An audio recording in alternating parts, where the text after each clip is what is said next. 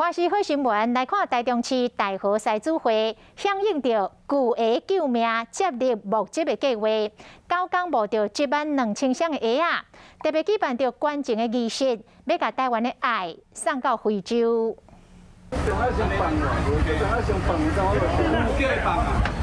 台中市大河西主会会员接力将一块一块整理好的巨鸭送上车，准备要送到非洲，和善者学生囡仔。这项巨鸭救命接力的募集计划，短短9天尔，就募到12000箱的鸭啊！我们的募集目标从6000双到1万双，结果最后整理分类过可以使用的将近12000双。 大河西主会表示讲，募集这巨鸭啊，是要送予非洲较善者学童，偏偏因为了刷刷病引起白血症来死亡。本来是不能穿，但是它有可能是小朋友脚长大是淘汰掉的嘛，